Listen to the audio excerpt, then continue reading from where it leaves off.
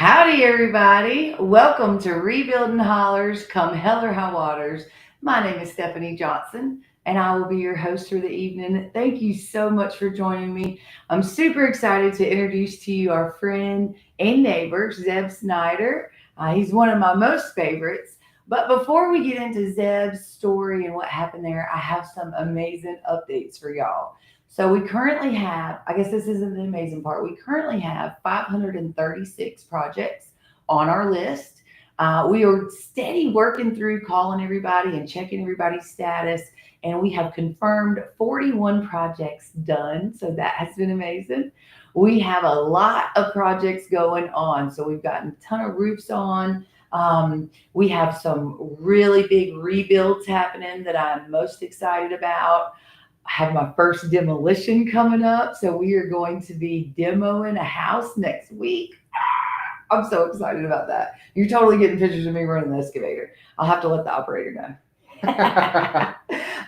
So project number 8 is coming right along. Of course, they have their well, they have their septic, they have their block. They had rough-in plumbing put in this past Thursday, and we are pouring concrete next week. And then they already have their subfloor done. So 8 is rocking. We are so proud of them. They're moving right along. Project number 9 is also moving right along. We have of course, their well and spring are okay. They have their septic. Block is done. Rough-in plumbing is done. The concrete is poured. Their subfloor is done. Right now we are working on the engineered beams. So that we were supposed to start framing this past week, but those engineered beams, that's their subfloor, it's got to be perfect. And I'm all about making sure everything is perfect. So a slight delay on that, but perfection is key when you're building a home. So it's okay. Project 78, which I haven't talked to you about a lot, is a very special project to me. It's a historic home. I'm completely in love with it. And we are so excited to help them make sure that they can maintain some of their historical value. It's on the historical register of deeds. And so we want to make sure that as they rebuild, their foundation was totally flooded plus 8 feet into the house. So we're real excited to help them do some cool stuff. So that one's coming right along. Project 12 is they've got their septic in. Well is going in next week. We talked to the well drillers today. So they're going to be drilling for their well next week. And then it's going to be a barn-dominium. So I'm really excited about 12. I haven't got to build a barn-dominium yet. So that's going to be very cool. So their slab goes in. As soon as the well is drilled next week, then they'll be framing.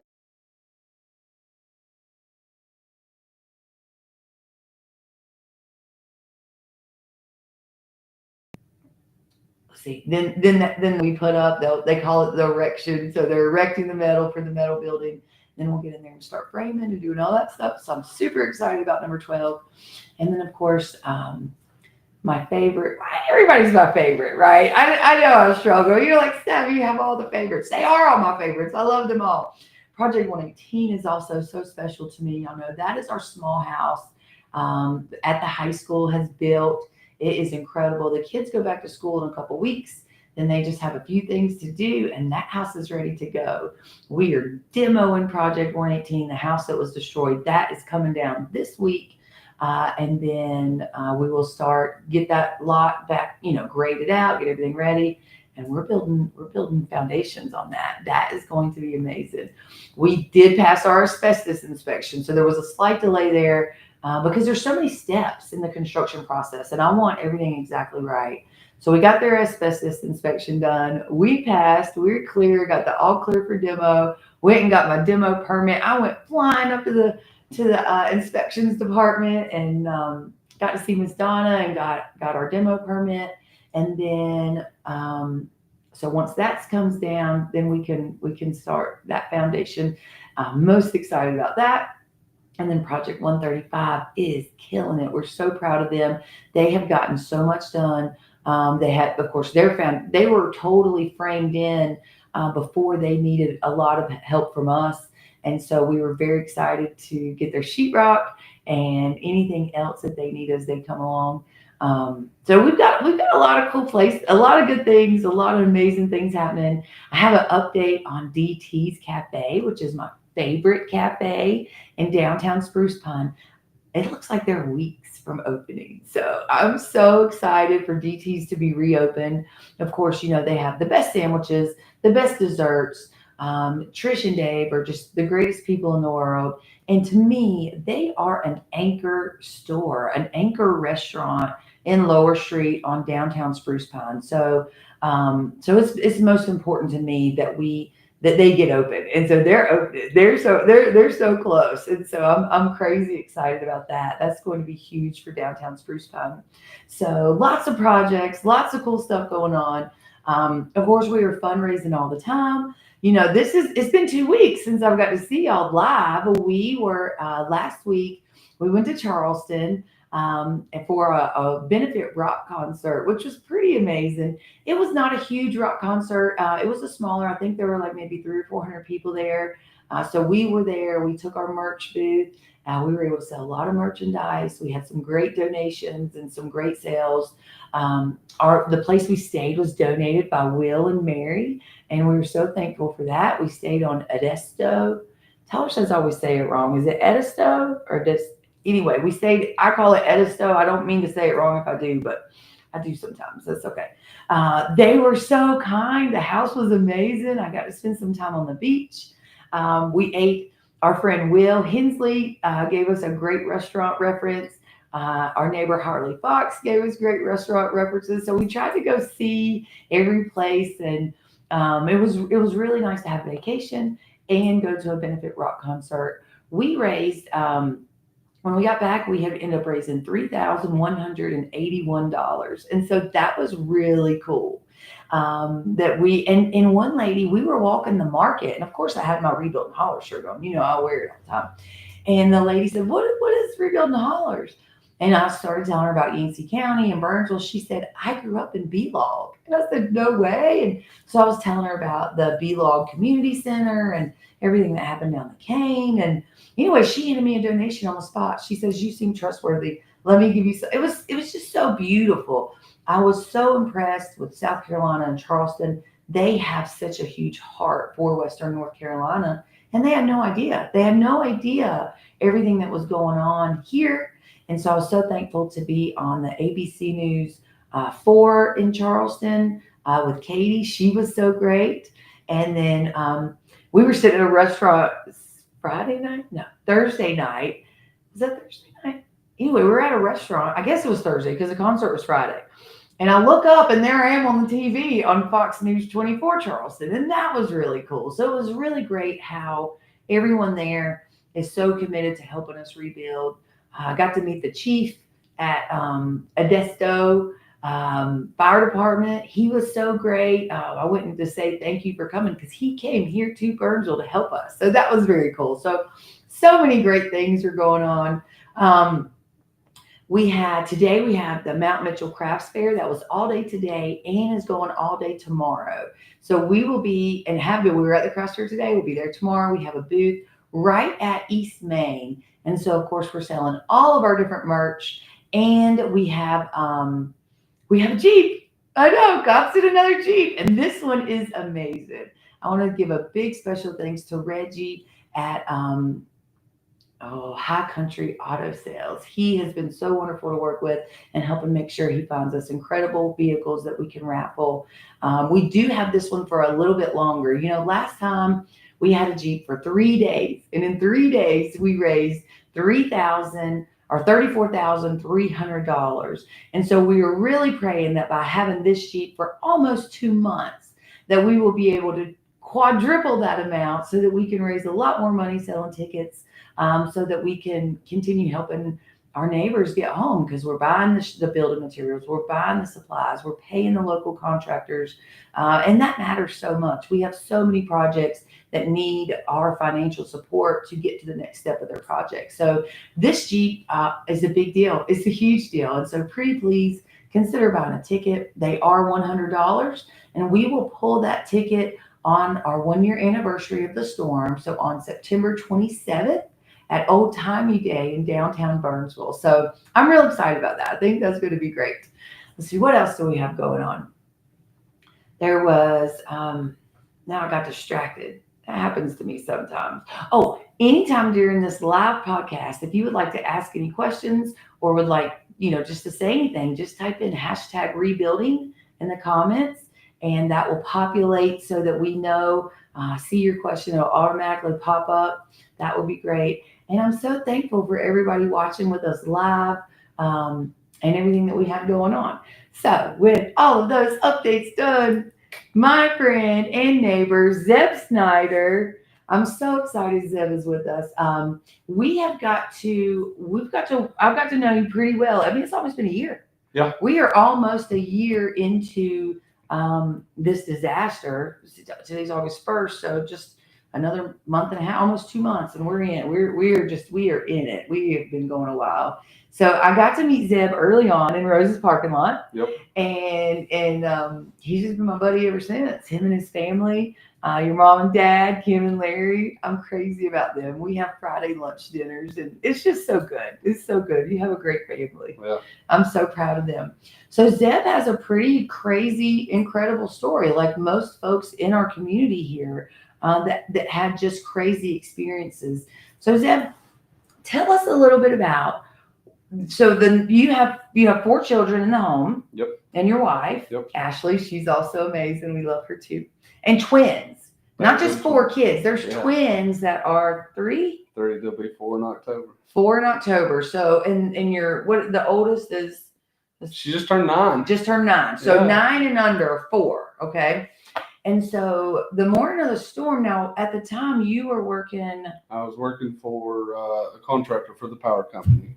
We cut all the right-of-way lines, so we maintained all the trees and everything on the lines. So when a storm comes, y'all are kind of prepared for that, right? I mean, you're the guys. Typically, if it's bad enough, they'll call us. They do have a little bit of in-house workers too, right. But if it's bad enough, we get called in. Right. Yeah. So you were kind of like, we knew a storm was coming. Mm-hmm. We knew it had rained for 2 days before the storm hit us. Yep. So take me back a little bit onto that morning of September 27th. You got up pretty early that day. I got up earlier than normal because I was anticipating on possibly not getting out. Right. But like with any flood that we've had, we've seen water come over the bridge and it not affect anything. Right. So I mean that was just a normal for us. Right. Luckily at the time I had access around. Right. So because where your house is, so you're off of the main thoroughfare, 19, yep. But to get to your home, you have to cross a bridge. Correct. So a pretty bold stream, would you say? And it's not a river, but creek. Yeah, I mean you're talking before the storm, you're looking like a 30-foot wide. Yeah. Nothing's major. Right. But it turned to 130-foot wide quick. Right. So. But the morning you left, it was up. It hadn't spanned out or anything. It was just rolling over the bridge. Okay. And I didn't want to take my chances. I could have been fine, but I didn't want to take my chances. Right. And you were going to work because that's what a dad with 4 children does. You got to get up. We figure, okay, we still have power at this time. Yes. Nothing was too crazy yet. So what time did you leave and go over that bridge? Well, I didn't go over that bridge. I went around it. You went the back way. But normally I would leave the house at, 5:45, something like that. But that morning I felt something off. I knew that the storm was coming in, and I knew that we'd probably get called out. Yeah. So I left a little early. I left about 5. Okay. And like I said, I got out to the bridge and I seen water coming over it. So at the time, we had that access. Right. And that would be being like a back road that runs along the river, the creek. So you were able to get out to the main road. I was able to go out through there, and I went on to work. But as I was turning down Jack's Creek, they had the road shut off, and I didn't know really what was going on. And one of my coworkers was sitting on the side of the road, and I asked him, I was like, what's going on? He said that there's a tree down on the power line. Okay. And I was like, well, That's what we do. that's what we do. So I said, I'll ride up there, see if they'll let us through and see what we can do. Yeah. And turns out, luckily, it wasn't on the power line. It was just on the phone line. Okay. So we cut it out, went on into the shop, and we got there and everybody grouped. And we was just waiting on the phone call. Right. Little did we know that this was going to take place. Right. And so you were awake and you were on Jack's Creek, and I mean that the cane comes along there, right? I mean, they were watching it go through. Yep. Oh. Yep. We stayed up at the upper shop, and we noticed that the water was going to, just rising and rising. So we went down there and moved all our trucks. Right. And at the time, we was waiting chest deep, just trying to get the equipment out. Wow. So it was that fast. So it was like, it was okay. And then it was chest deep. It just kept on rising. And, at the time we thought, it'll be okay down there. But, when it started creeping up on the trucks and stuff, we had to, because that's how we made our money. Right. So like some big bucket trucks Mm-hmm. and stuff like that. So you got them out. We got them out. Okay. Everything was safe, but we still didn't go on out. Right. We still didn't get the phone call yet. And, so we just waited it out, and I texted Mom right before we lost service, and I said, "Don't come home, it's bad." Yeah, because she was out of town. She was out of town. Okay. And like she said multiple times, that's no text that you want to get from your son. Right. Yeah, especially your mama. Yeah. She loves you and your brother very much. Yeah. So I called my wife when I still had service, and I made sure that they was okay. And she said, "We're good." At the time, we was living in a 2-story, so right. She had moved everybody upstairs and stuff. And my brother was there, and I told him the night before. I said, if it gets bad, I said, just watch over Ashley and everything. And I said, if it gets bad enough, I said, just call me and I'll see what I can do. Right. And then we lost service. Right. And then we. And this is all before 9. Oh yeah. So the full storm was not on us yet. No. The water just kept coming up, and then we was watching our lower shot float away. No. Yeah. And the whole shop. The whole shop. The whole shop. It took all our woodworking stuff and demolished 4 or 5 buildings down there. Wow. And I mean, we watched it knock power lines over. We was watching it fall trees, and we didn't really know what to think at the time because we was trapped. Right. Because we knew Jack's Creek was bad. Right. And then we knew trying to get out from McKinney Branch to 19, it was flooded. Yeah. So we was trapped. Right. Wow. Waiting on a call. Waiting on a call. Never come. Yeah, exactly. Exactly. Because as soon as, it was like 8 o'clock, 7 o'clock in the morning, the power went out. Yep. The phones were gone. Yep. Internet was gone. Yep. We were in the dark. We was. And luckily, the upper shop stayed. We was all fine. And it was kind of wild watching because you see all this, this major water flow down through there. Right. And it just dies. And it goes down. And the sun comes out. Right. At 11:02. I'll never forget. It was 11:02 when it stopped raining. And we're all kind of standing there like, what happened? Right. And were we in the apocalypse? Am I dreaming? Exactly. So. Because were you seeing going down the river where there's house pieces and there's containers and vehicles? House pieces. I've watched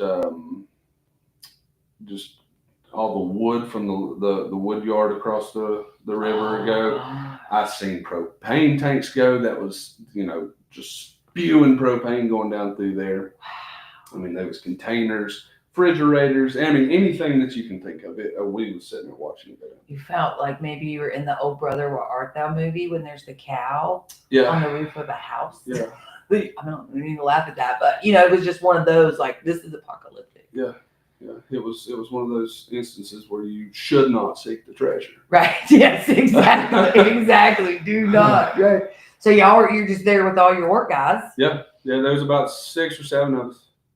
Holy cow. Yeah. You had a front row seat. Yeah. Yeah. And I really wish I hadn't been in that front row because that was an experience that'll stay with me. Right. And as long as I live, and so is my coworkers. They we still talk about it to this day of sitting there watching it and stuff. And it was an experience for sure. And because in the back of your mind, you're thinking, okay, I'm watching this, and you know where you live. Yep. You know there's that creek in front of you. You know your wife is home with your 4 children. Yeah, and I couldn't. You were trapped on the other side of town. Yeah, yeah. So what happened? So the sun comes out at about 11 o'clock, Yep. and what happened next? So we decided that we're going to see if we can get out. Okay. So we take off walking, going down through there. And of course, there's trees down and debris and mud, and it's Landslides. It's a nightmare. Yeah. So we get out almost to 19 walking, and they're like, "We got to do something." I'm like, "Yeah, we do." So we decided to go back and just start cutting our way out. Cutting your way out. And luckily, a neighbor from up the road, they brought a skid steer down, started moving all the mud and stuff, so we could get the bucket truck back in there and start cutting these down trees. So we worked on that for an hour, 2 hours, something like that. Yeah. Just to get from McKinney to 19. To 19, which is not even half a mile. No. I mean, it's no. So once we did all that, luckily the skid steer moved all the stuff away. That's a huge lesson. Because it was mountain folk. Oh, the whole yeah. time. I mean, mountain folk, like they were out, they're cutting, they're pushing, they're doing whatever. Stealing equipment, didn't matter. Whatever it takes. You got to do what you got to do. You got to do what you got to do. You know, we're in a crisis. Yes. And so when you came out of Jack's Creek, and of course the Cane Branch is right there. I mean, Cane River's right there. Yeah, they had the bridge shut off. Okay. But it was covered, and then it was damaged too. Yep. The right lane kind of had some damage going on there. Yep. So luckily, you know, I knew a lot of the police and everybody that was blocked, and I told them, I said, you know, here's the situation and stuff, and they understood. So we went out through there, and I remember it was my brother-in-law. He worked with us, and then Tyler. What's his name? Nick. Yes. Okay. Yeah, and another soon-to-be family member, Ashton. We was together, and I told him, I said, I want to go see if I can see my house. Yeah. See what's going on. Which is the other side of town. Other side of town. There's no red lights. It's a wild. Yes. So what anybody's going to do, we're going to laugh and blow through a red light. You know? Oh God. Did you get hit? No. Because you know a lot of people did. For days, that red light was insane. Yeah, that was a bad situation. But we was careful about it. Okay. So we get down through there, and I just start looking at stuff, and I'm like, oh my gosh. Right. You know? Stuff that you don't really realize was there. It's like the branch out here. Right.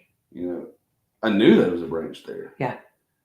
I didn't know it would flood like that. Right. Because just in front of our building, you know, this building was 18 inches underwater. Yeah. And then the road out front, all the asphalt's everywhere. Yeah. Like it's, although you saw what you saw watching it, it was still in its riverbed, or, you know, it was in that section. Yeah. It never clicks in. What's it like somewhere else? Exactly. You know, what happened in other places. Exactly. Yeah. Exactly. So we get down to the house, and all I can do is pull in my driveway, probably 10 foot. Because there's just so much silt and everything. And I see that I have nothing left in my pasture. I have nothing vehicle-wise left right there. But my house is still standing. Right. And a lot of people wonder how we lost the house because it's still standing. Right. And yeah, it's still standing.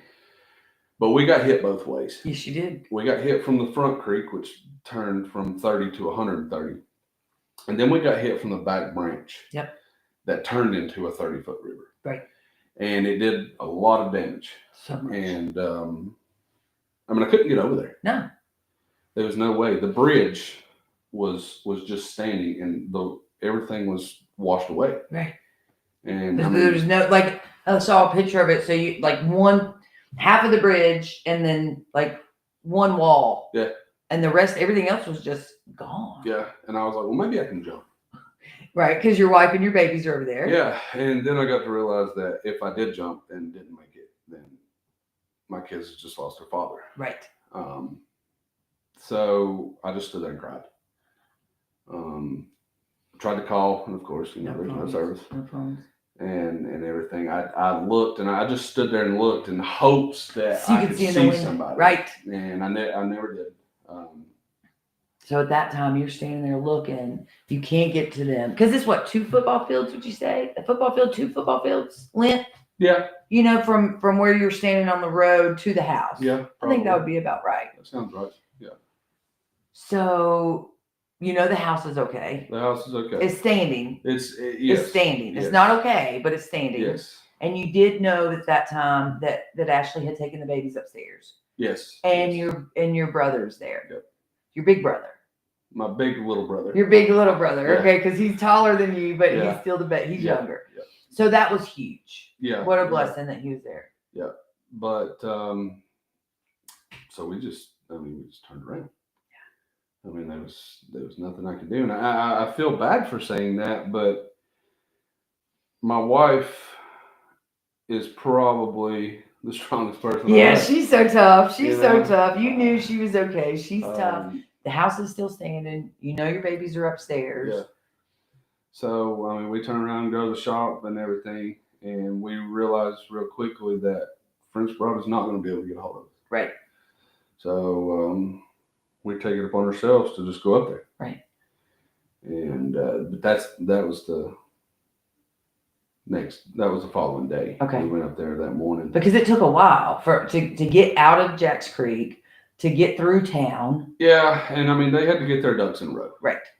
Because they didn't really know what they was facing either. No, nobody knew. And they lost significant polls. It's like 5,000 polls. I mean, it was some insane number. It was some, I don't remember the exact number, but it was way up there. And I remember a couple guys from up there saying, this is the first time that they'd ever seen 0 people have power. Right. And I mean, that's across Yancey, Mitchell, Madison. Everywhere. I saw a picture recently of someone has a satellite image of the first night after the storm and the blackout through Western North Carolina. It is so surreal thinking, like, I mean, we were just everybody here. And not having power is one thing. You know, I mean, it was in the fall, so it wasn't so hot. No. It was not having the service, the signal. No communications. That was the hardest part. Communications was the worst part because so many people was trying to find their loved ones. Right. And trying from out of state. Right. To touch base. And I mean, you couldn't. We had no idea. Nobody had no idea. No. So, and that's trauma in itself. When people, I know my sister, when I finally got word to my sister that I was okay, she's like, we were coming up to find you. It was so cute. Like of all of my family that has done all these different things, it was my baby sister that was like, I'm going to check on my sister. Yeah. I don't care. Nobody's going to stop me from getting to the mountains. That was really sweet. And that was by like day 4, I think, day 3 or 4. She was ready. She was ready to be fighting to get to us, you know. So it hurt. People were really like the unknown because we weren't expecting it. You know, my last Facebook post was, we're under curfew. I got to run to the store. You know, let's get some bread and milk. Yeah. You know? Like it was a joke. I mean, no, we had no idea. No. We just had no idea. No. So the next day, so you went back to the shop and just slept at the shop? No, we actually stayed. We ended up staying with Nick's mother and his stepdad. Okay. We stayed up there probably a week. Okay. They was gracious enough to let some stinky people in their house. Yeah. And, you know, I mean, we was bird bathing in the parking lot. Exactly. Because what else you gonna do? What are you gonna do? It was cold. Yeah. I mean, cold bottles of water on your skin don't feel good, but hey, anything's better than nothing. Nothing, exactly. And he's got an artesian well, so a lot of people don't know about that. Steady running. He hooked the generator and everything up to it and was able to pump water and make it flow into the house so you could actually take a bath. So the first shower was phenomenal. Right. Because it was, I'd say like day 3 or 4. And then we finally took a shower, and I'm telling you what, sweating all day long and being in the mud and whatever's in there. Right. And cutting trees. And I mean, that's what trees. you held chainsaws this whole time, Yep. basically, right? I mean, Yep. you're cutting and cutting and cutting. Yep. We started on the transmission line, and for people that don't know what the transmission line is, that's your main lines. Okay. So like where there's like you see the monstrous poles up there, and they've got a bunch of lines coming off of it. Okay. That's your transmission. That's your lines, transmission and lines. then it breaks on down into. Do you start at like the big, what are they even called? Like what's right up here at 19 and The substation. Substations. Is that like where you kind of work your way from there? Or? So they had us scattered out. Okay. Some would start as a substation. I know my first one, we started right there on Jacks Creek. Yeah. And we went from Jacks Creek all the way down to tried to get to the relief substation. And we didn't make it far. No. Because but we walked the transmission lines, and it was really just to make sure that we was taking care of any trees that was on it. Right. Because we always had a French Broad personnel with us. Okay.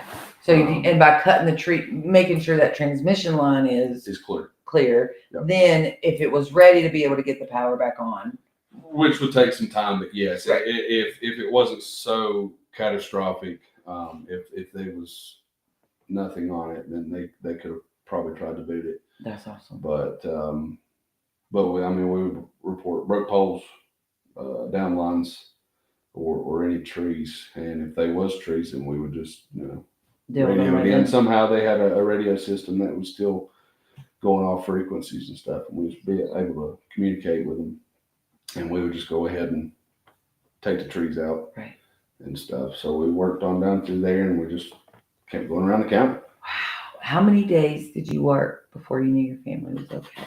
It was I'm going to say 3 days. I was out there from dark to dark. Yeah. And on the third day, my father-in-law found me, and he was like, I've got Ashley and the kids at the house. Okay. And he said, everybody's fine. And I was thinking, how in the world did you even get over there? Right. And he trusted to the mud out through there. But that's what he was like, super deep. He's like, yeah. I'm getting in. I don't care. Yeah, he was going for it. And, I would have. Yes. I would have done anything. But, I mean, like I said, we was working. Well, and that's part of it, right? Because you knew they were okay. Yeah. But at some point you saw your brother, right? So was that the next day you went back? I believe it was the next day I was able to at least get confirmation that everybody was okay. Like I remember you telling me early on that you had you were going by, and then you had seen your brother on the porch. Yeah. And so you were able to do the 10-foot in again, and what y'all were waiting. So far, he couldn't hear you. You couldn't hear him. Right.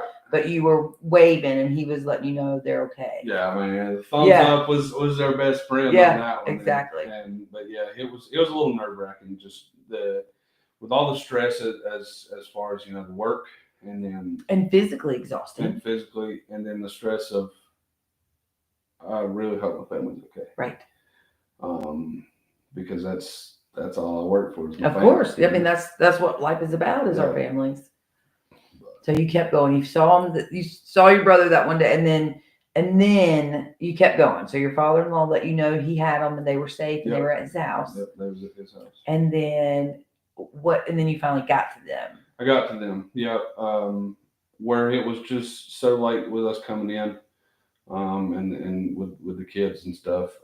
I stayed, like I said, with Nick and them for about a week, and then I told him, I said, I'm gonna go see my family. Yeah, I gotta have a day. But that was, it's so powerful that once you knew they were okay, and even before you had total confirmation, you were committed to your neighbors. Yeah. You were committed to your community, saying, we have to get these trees off. I mean, that's really selfless. Yeah. Really, you know what I mean? You're making sure that everybody in the community was okay. Right. And I hope Ashley forgives you for that, because I'm sure she's ready to kill you. But I'm proud of you. I'm so proud of you, because those early days, that made a huge difference. I mean, it took us 3 days, just Tyler and I and Sid cutting out of our driveway. I mean, it was exceptional The amount of trees that were down. Oh yeah, I mean it was wild. You get into Mitchell County and stuff, and that's Because Mitchell County, it definitely lost more. We had the water, they had the wind. Yep. I mean, we had wind too. But when you get up to Beans Creek, Fork Mountain. Yeah, you go out through there and it's like somebody just came in and just cut them. Yeah, snapped them in half. Pensacola, there's just it is still mind blowing. A year later, almost a year later, going down some of the roads, and they're just laid down everywhere. Yeah, they're laid down everywhere. Yeah, I went down 19W a while back, and that's where I started my career with the company. Was down 19W, and I remember there used to be a house right off there in the hole, and I remember cutting it. Yeah. I remember cutting the line out through there, and there's no more house. I'm like, I know there was a house there. So there's a lot of them, and that one was early. You're probably talking about right there across from Langford Branch, that very first one.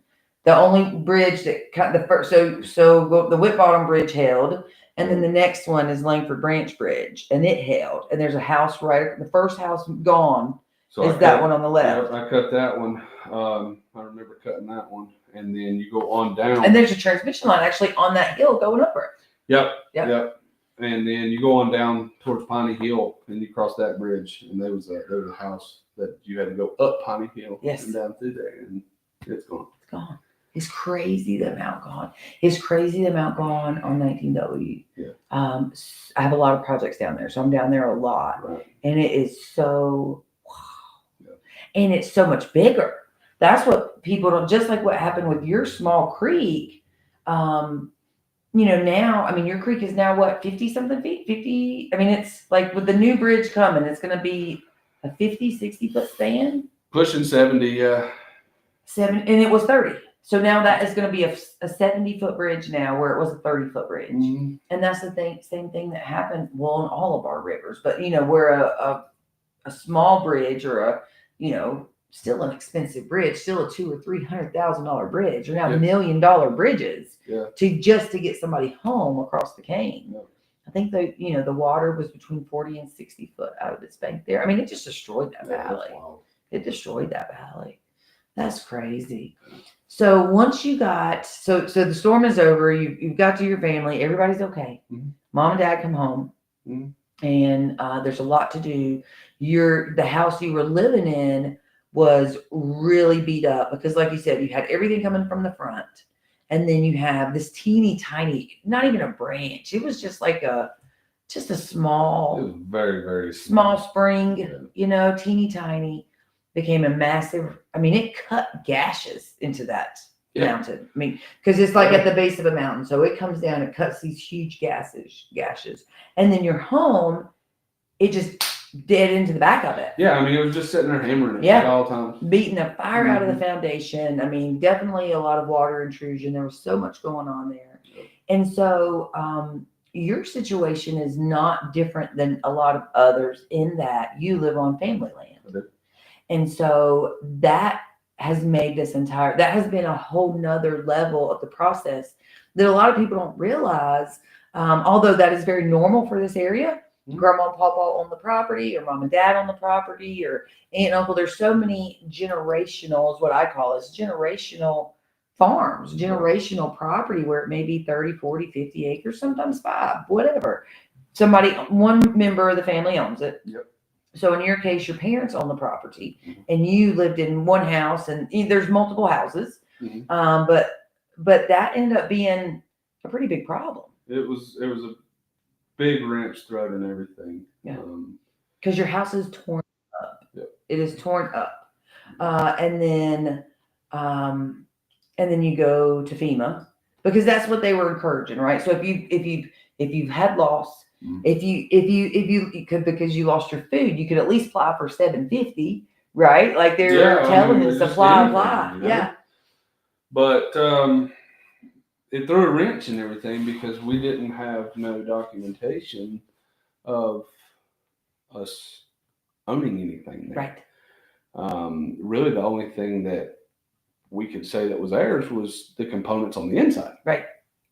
So my wife called and did all that and had a meeting, and pretty much we got denied. It was on the homeowner's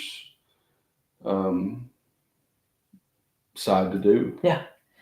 But because it wasn't their primary home, that was another wrench. Yeah. It's like it's kick after kick after kick. Like you can't get any help because you don't own it. Yeah. But they couldn't get any help because they didn't live in it. Correct. You lived in it. Correct. So it's like, what the heck are you supposed to do? And I've tried to explain this situation to so many people because most of my projects are like this. Yeah. Because not only will FEMA not help you in this situation, but none of the big guys will either. If you don't own your land, you're not getting any help.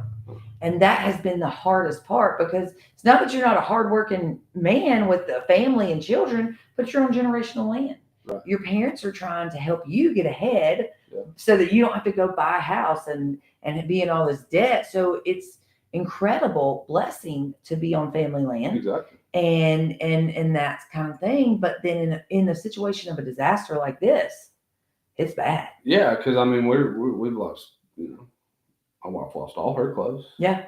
We lost kids' clothes. Yeah. We lost my clothes, in which I don't have much. I got work clothes. Yeah. But still, I mean, to lose everything. Yeah, a lot of the components inside of the house. I mean, we lost, and we just had to eat. Yeah.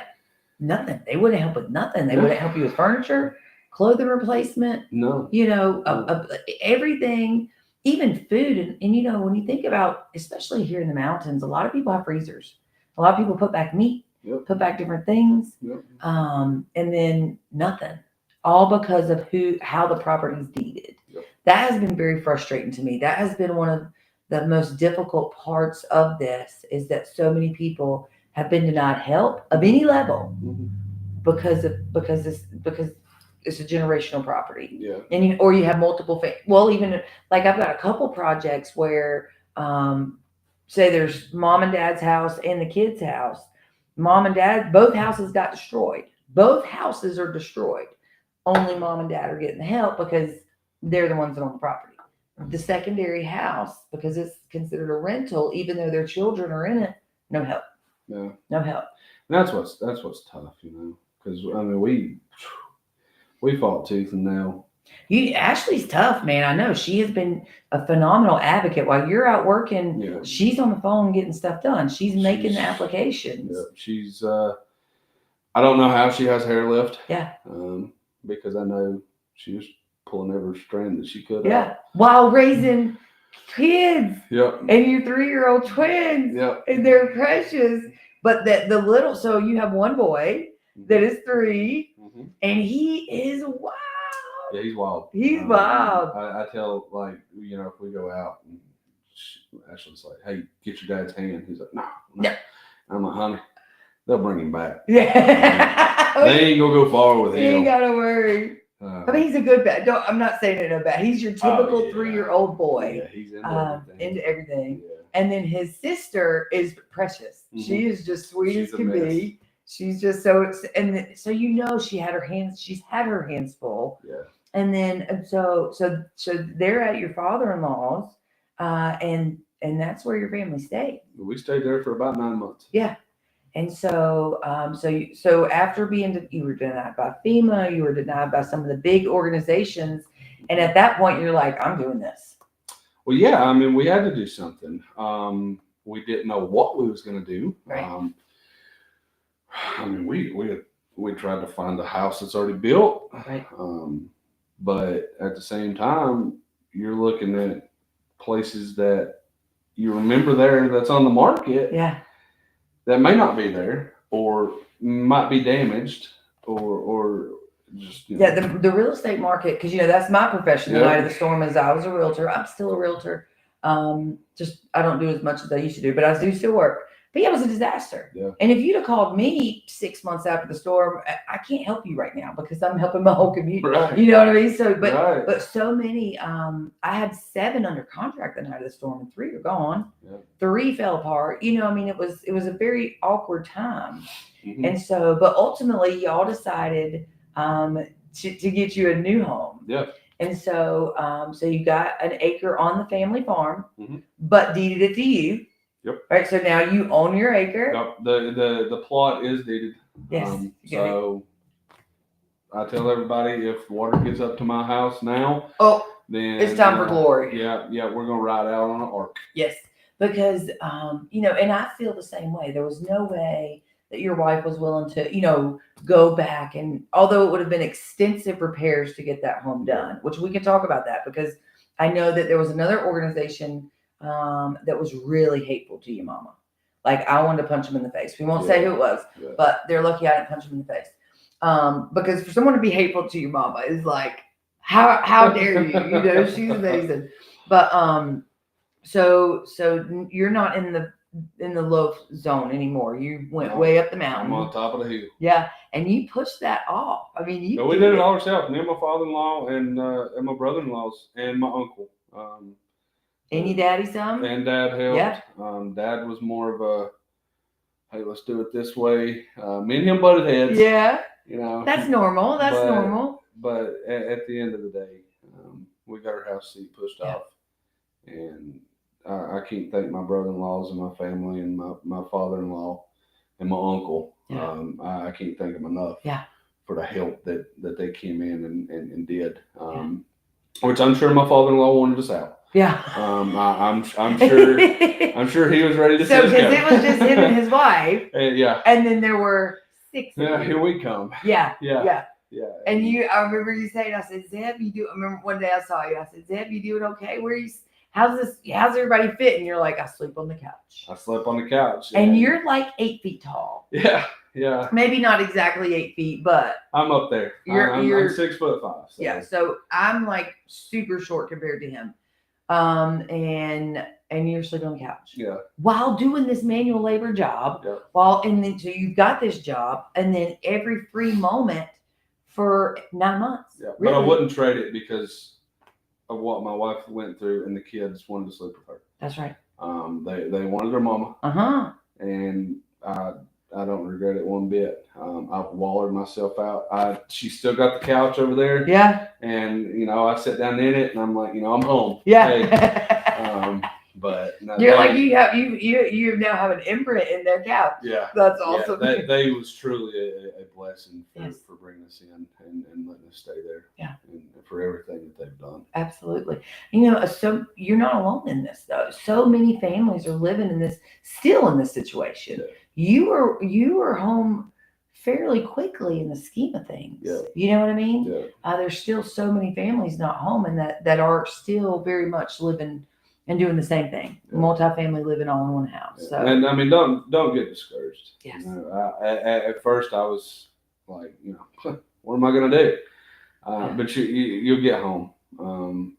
Yancey County is filled with some fine people. Yeah. And I know a lot of Yancey County people. Yeah. And they're strong. Yeah. And they fight. They fight for each other. Yeah. The mountain folk, they've got something going on. Yeah. It's in the water. There's something in the water. Yeah. It makes us all crazy and determined, right? Yeah. I feel like we're one of those big families, like that we could, if anybody ever tried to come at Yancey County, we would all just take them on together. Yeah. Like we can still bicker between us, but don't you talk about our county? We're totally like trauma bonded together. That's a really good way to put it. Also kind of sad, but that's where we're at. So you got your home. Got my home. You're moved in. Mm-hmm. You've been home what, 2 months now? 2 months. Yep. Yeah. That's incredible. Mm-hmm. And it's all going really good. It's great. Yeah. Dealing with mud. Yeah. Because you just pushed it out. You pushed out the bank. And I'm fighting tooth and nail daily. I'm trying to get some grass to grow. Yes. I guess I don't have the right soil up there, but hey, we're home. Right. My wife's got a good mop. Yeah. But we'll get there. We're working on it. Yeah. We're working on it for sure. It's gonna work out. We're slowly. You got your home, so the next step is we need some paving. Yeah. Really, that's your next big thing. Yeah. Because you've got everything else is working out. It would be great if it could stop raining a little bit. Yeah, if the rain would slack off and let me go, a couple of days without having to scrape my driveway, that'd be awesome. Because you do have a steep driveway. I have a steep driveway, and it's nothing that I can help. Yeah, because you want it on top. It's the lay of the land. It would take bukus of money and time to cut the slope out of it that I don't have. Could you cut the slope out of that? Like I said, bukus of money Yeah, and time. yeah. And we're You'd have to talking, move the dirt, right? You'd have to, yeah. I walked your driveway and I drove your driveway and I was crying as I was walking. I'm just kidding. My legs were burning. Yeah, the calves. Yeah. It's a workout. It's a workout. And then when I drove up, and I just closed my eyes. Yeah, hope for the best. Yeah, I just closed my eyes. I was like, I'm going for it. Yeah. But I didn't need 4-wheel drive, so that was good. Yeah. Once you get up there, it's like opening up. It's It like is. the promised land. It is. You come around that bend, and it's perfect. But there is that one section that's like, ooh. Yeah. It's gonna be a bugger in the winter. Yeah. But I took care of the trees. Yeah. There's gonna be my brother-in-law's actually gonna come back out and help me on some trees and stuff in the front of the house. But behind the house, there's no trees, so I don't have to worry about a tree falling to the house with a big windstorm or anything like that. Yes. Well, there was a couple reasons you had to take out all those trees, wasn't there? Well, yeah. So I'm so proud. We won't get deep into that, but you like you just said, your family, everybody came together and helped you do this. Yep. And so during part of the process while you were getting your septic, doing the septic situation, the county was like, I'll never forget that day. You're like, they said I got to cut another 50 foot of trees. Oh, yeah. So that was a mess with the septic and stuff. Yeah. We got it worked out. But I think, truly, and that's what we talked about that day, is this is a good thing. Yeah. You're getting further in, there's no trees are coming on the house. No water's going to reach it. No trees are going to come down on it. No. So you did good. Everything that you've done has been so good and so right. And that's why I wanted to introduce you to everybody so that we could talk about how powerful our mountain men are. Yeah. You woke up that morning. It's like you knew you had to get out because you knew you had stuff to do, although you may not have known. Right. Your spirit knew. And you have kept fighting and digging so hard this whole time. I'm so proud of you. I'm so proud of how committed you are to your family. I'm so proud of how committed you are. You were one of the first people that was like, I have to build a new home. And it was one of those things like, I hate asking for help. Of course. And it's but at the end of the day, I had to. Yeah. Yeah. I didn't have a choice. No. And I've always been so proud of you. I mean, that's just part of getting where you need to be. You knew you had to get home, and you were hell bent to do it. Absolutely. And that's why I've always been so proud of you. Yeah. I'm so proud of you, and you're home, and that's a big deal. That's a big deal. And you know the process now, and so hopefully I'll never have to go through it again. Right. Right. But the process was worth it because we're in our home. Yeah. The kids are happy. Yeah. Oh, they love it. It's. They're running around and I've got toys everywhere and it's home. Right. It's home. Good. And you got a beautiful view of that up there too. Oh yeah. We and now that you're above the road, not as much kind of noise. You don't really hear noise traffic except the normal 16, 17-year-olds with their loud muffler trucks. Right. Or the Jake brakes. But hey. You're home. It's good. I love it. I'm so proud of you. So the family's okay now. Oh, everybody's okay. Oh, yeah. They're. Ashley don't want to kill you anymore. Well, I don't say that. All right. I get on her nerves daily. Yeah. But I love her. That's part of marriage. Yeah. So Tyler and I are coming up on our 24th wedding anniversary. Okay. And that's just part of it. That's part of the growing together. So you just stay committed. Yeah. You just, try not to push the button as often. Well, the button is I know it's hard to tell. Sometimes you didn't even know there was a button there. Yeah. You know what I mean? Yeah, we was talking at work today. The guy was like, yeah, I've been married for 23 years. And I'm like, listen, bud. I said, if I make it 23 years without my wife just absolutely murdering me, I'm good. Yeah, no, she's not. She's not, because you're a giant. What's she going to do with you, right? She'll get me with a frying pan. It don't matter to her. Hey, so my great-grandmother, actually was in Broughton because she got after my great-grandfather. So, just saying, that is a thing. That is a thing. In the old time days, what they would do if the husband was acting all crazy, the wife would wait till they go to sleep. And this is for entertainment purposes only. Don't tell us at home. So they would wait until the husband goes to sleep, and then they would stitch them up in the sheets, right? Like a cocoon, and then beat them with the broom or the fry pan, like, and so teach them a lesson. Like, I really hope my wife don't know how to sew because I know she's watching this. She's getting these ideas. No, I'm just saying, but it is progress. It is working together, and sometimes it's saying I'm sorry, sometimes it's saying I love you. You know what I mean? And sometimes it's just saying, babe, we got this, even when it's hard. Especially y'all are still very young. I mean, I know you're not, but you are to me. Because you have under 9 and I have almost a 20-year-old, right? So I got some time on you, and it gets so much better. You know, raising children is hard. I only raised one. You're raising 4. Yeah. Half a baseball team. Yes, you are, and you got this. I believe in you completely. You've got this. You're gonna, just don't give up. Keep being the awesome person you are. No. And she's not gonna kill you. She's not gonna kill you. No way. Yes, Cecilia Broom. Isn't that awful? The fun stories you'll hit real quick before we got just a couple minutes left. I always talk about the scammers. I always try to get in a moment about the scammers because we have dealt with the scammers here. Yep. We're still dealing with them pretty intensely. I've dealt with a couple lately that have really, really pushed my buttons. But we didn't have a come to Jesus yet because I'm trying to be good, Yeah. I'm trying to be kind and gentle. But this is tough. And so you had a little bit of stuff that you kind of dealt with. Yeah, we run into a little bit of an issue with the contractor. Said that they touched base and was like, "Hey, we want to help. Yeah. Bring it on. Yeah. We'll take all the help that we can." And Ashley just signed up for sewing class. That's not cool. And, he's so easy. Yeah, but he said he would come do the house pad and all the grading and stuff. And he said he had some friends that were septics, and he said that he would try to help us with septic. And we was like, sure, Right? Yeah, this is what we need. And we're going on, I don't know how many months. We ain't heard a peep.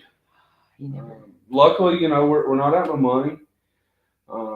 You got to have money to be out money. Right.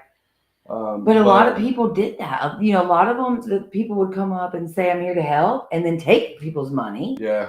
But also giving you that false hope that they were coming. Yeah. And that is so difficult because you're like, yes, thank you, Jesus. Somebody's going to help me. Right. And then, it starting out with the scammers and stuff, I hate to say that you would have to verify them. Yeah.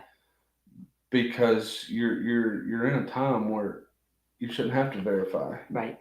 But verify them. Uh-huh. Yes. Just because you've got an LLC behind your name don't mean you ain't gonna get scammed. That's right. I mean, they'll scam you all day long. That's right. Well, and a lot of people, so there's the Renew NC is one of the new. It's backed by HUD. They have like $1.8 billion or $1.4 billion to help us. People can apply. They can get, get grants to get money and do some different things. And they were talking about going door knocking. And me and another amazing nonprofit that I've been talking with, he was like, because I told them in a different conversation, that's not a good idea. People are so sick of door knockers, right? I mean, like, don't do that here.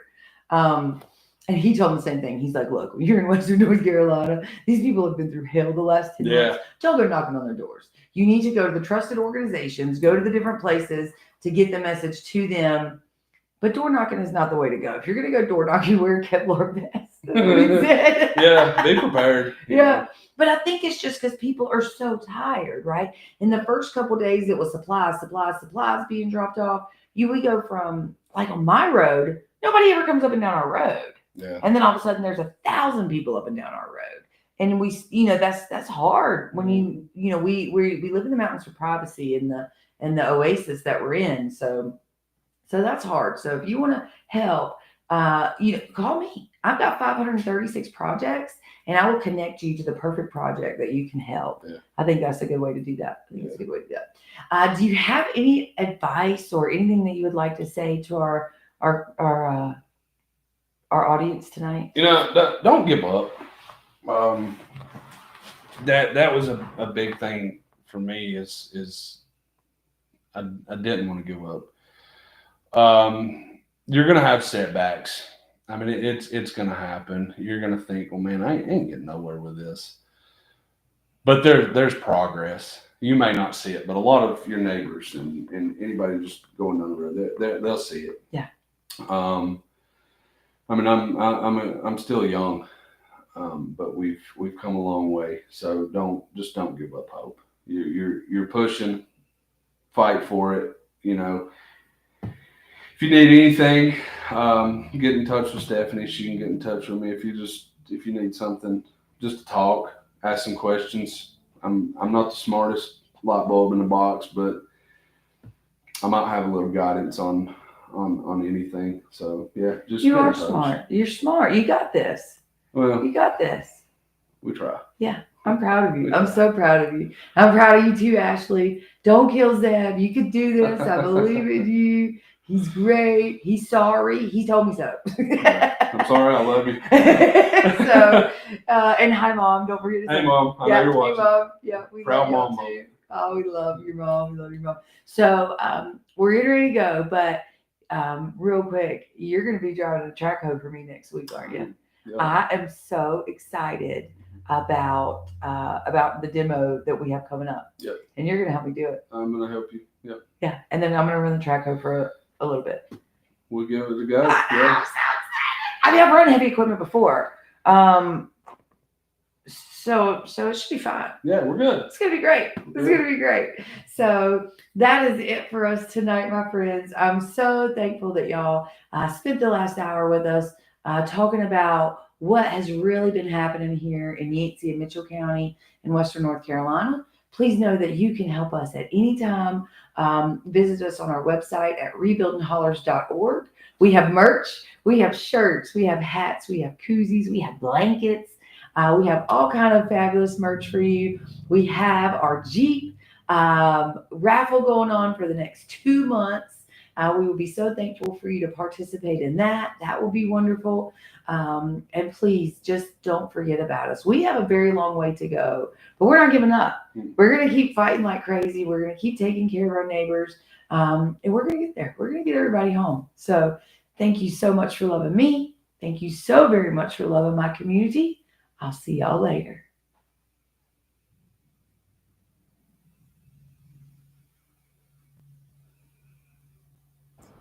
The hardest part isn't the knowing.